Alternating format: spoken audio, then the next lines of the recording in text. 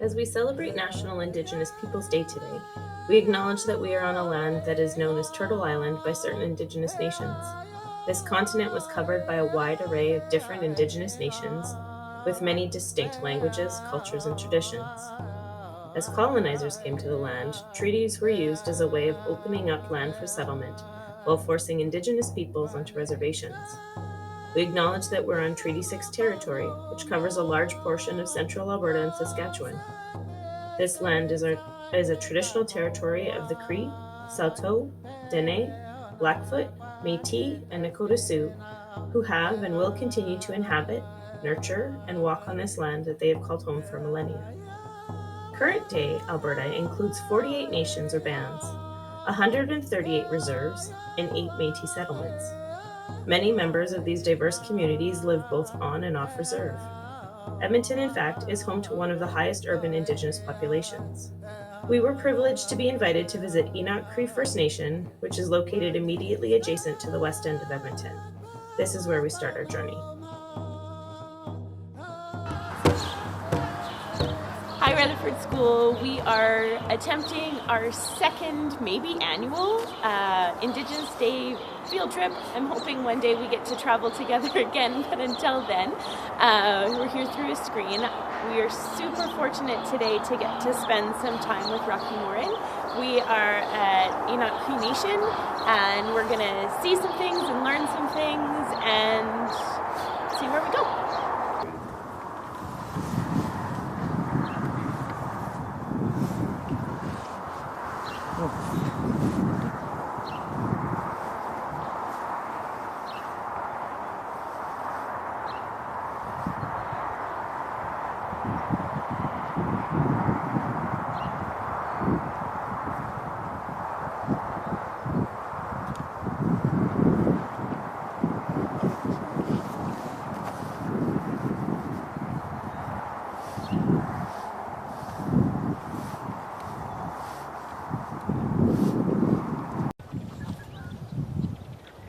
Rocky, I'd like to thank you for meeting us today and meeting our students virtually and sharing your teachings.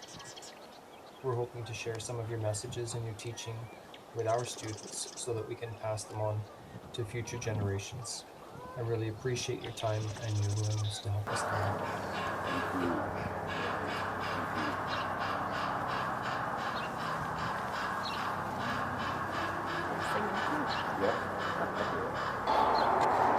Everybody, hello. Very thankful today to spend some time with you all. My name is Rocky Morin, and I'm from the Enoch Cree Nation. And I'm very grateful to share a little bit about our community.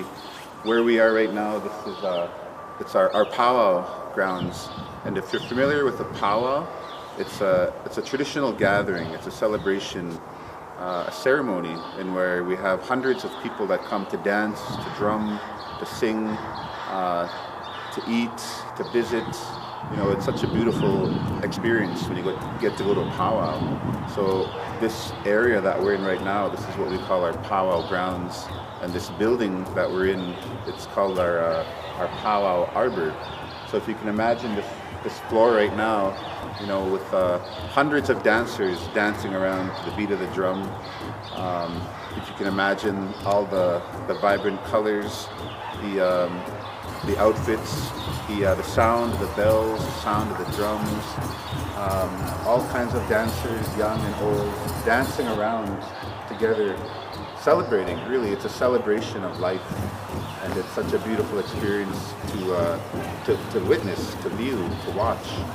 So this area is a very, very important place for our community of Enoch, because once a year we come together to celebrate life through powwow dance and song. Well, powwows are for everybody. Traditionally, powwows were held when we were celebrating something really good. So annually, we celebrate every year. Really, we celebrate life. We celebrate the many opportunities that we have. We celebrate good health and family, and it's open to everybody. So when we have our powwow, we always make it a public event. We have people from all over throughout Alberta and beyond that come either to watch or to dance, to drum, We have lots of food vendors, arts and crafts. So there's a lot of things going on at a powwow. Ours is held over a weekend, so Friday, Saturday, Sunday, and we have a lot of families that come out. So anytime you get to an opportunity to go to a powwow, then I would say you should go check it out because it's a lot of fun. It's for everybody.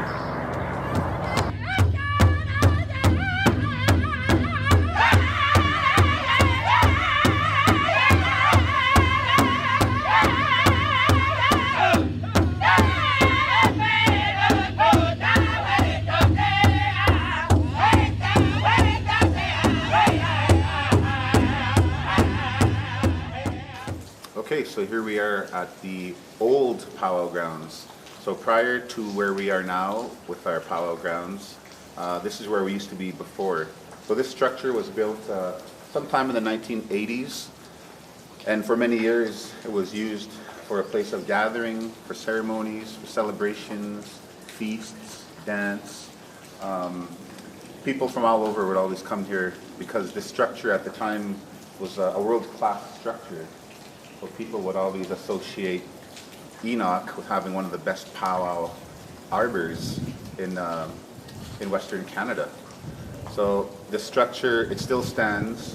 We haven't used it in many years, but we are planning right now to bring it back and to start using it once again. We want to invite people to come and learn in this structure, in this area, this land right here. This is our cultural grounds.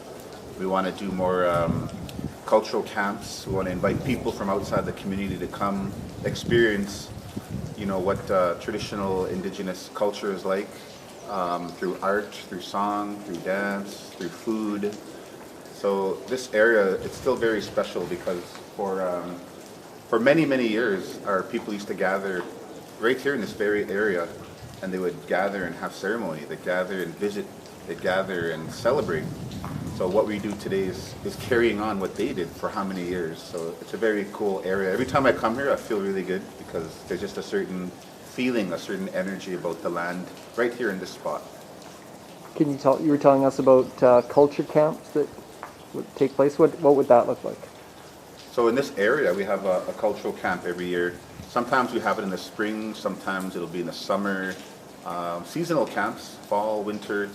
But we would gather. So if you can imagine several teepees over there in that area, let's say maybe 8 to 10 teepees forming a circle.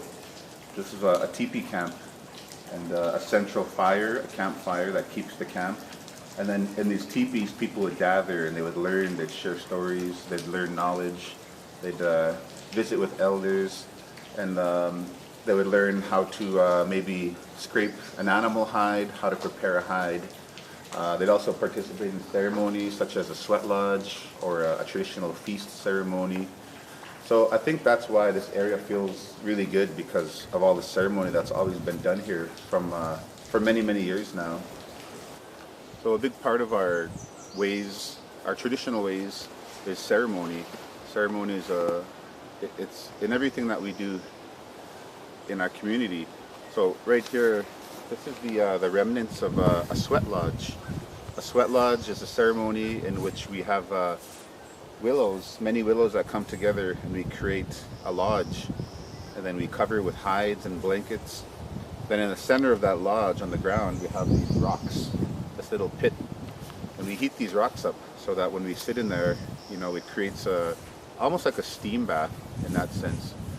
But it's done ceremonial, so in a way, it's how our people would make offerings and how they'd communicate and pray, and really was a place for people to come for healing also.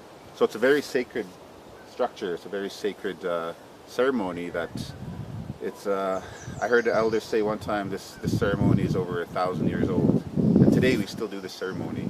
So this is what is left of this ceremony that took place here about 3 years ago.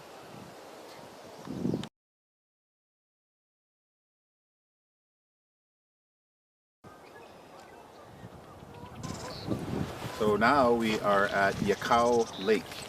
Yakawa Lake is our central area in our community. At one time, this lake was the central gathering place of a lot of our people. They would come to camp. They would come to fish, to gather, to harvest. They would also have family gatherings and ceremonies.